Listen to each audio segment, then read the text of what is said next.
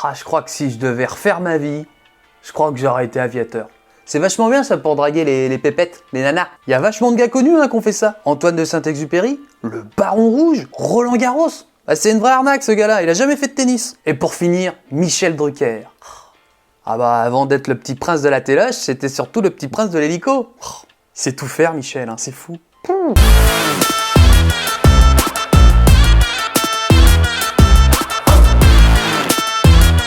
Et aujourd'hui, je vais vous parler de Saburo Sakai.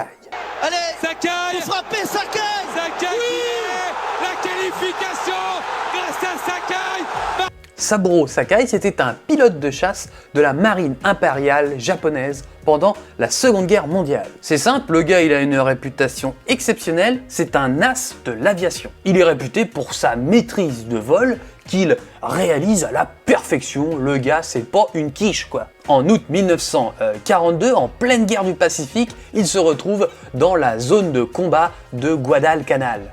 Sakai, eh ben, il survole l'île, hein, tout se passe bien, et tout d'un coup, il voit au loin un avion ennemi. Alors il se dit, hop, c'est ma chance, je vais tenter d'abattre cet avion. Alors tranquillement, il se rapproche de l'avion ennemi, il passe en dessous, et à la dernière minute, boum, il vient se mettre juste derrière l'avion américain, donc l'avion ennemi. Et là, Sakai, il se rend compte qu'il a fait une petite boulette, car il a mal jugé l'avion ennemi. Hein. Cet avion américain, il possédait une mitrailleuse à l'arrière de l'avion. Donc eh ben, au moment où il se rend compte qu'il est dans de mauvais draps, eh ben, c'est trop tard, il se prend une rafale de balles.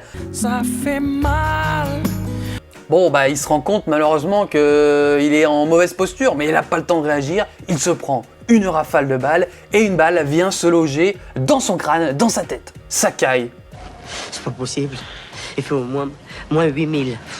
par miracle, réussit à redresser l'avion malgré la balle qu'il a pris en pleine tête.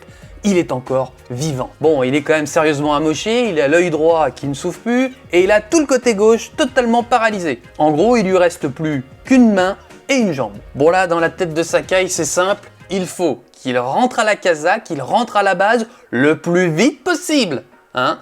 Le petit problème, c'est que la casa, la base, c'est à plus de 1000 km, donc environ 5 heures de vol. C'est pas possible. C'est un petit peu longué comme distance. Bon, alors le gars, il est plutôt courageux, hein, il est même dur au mal, hein, car figurez-vous qu'il va réussir, malgré plusieurs malaises, hein, sûrement dû à la douleur, hein, parce que ça doit picoter un petit peu quand même, il réussit à faire 5 heures de vol, 1000 km, et il réussit donc à atteindre sa base. Arrivé donc à la base, il va se faire opérer directement, sans anesthésie, hein, bon, autant continuer dans la lancée, et il va donc survivre à cet événement malheureux. Bon, il va quand même perdre son œil droit, hein, bon, il peut pas tout avoir le gars non plus. Hein. Alors cette histoire peut paraître fou, mais elle est totalement vraie. Alors vous qui êtes derrière votre écran, hein, qui rentrez d'une journée de merde et qui vous plaignez toute la journée parce que votre journée c'était vraiment de la merde. Pensez à ce petit aviateur japonais qui a dû faire 1000 km en avion, une balle dans la tête, avec une main et une jambe de valide. Eh ben, je suis sûr qu'après ça, vous penserez que votre journée, eh ben, elle était formidable, elle était vachement bien.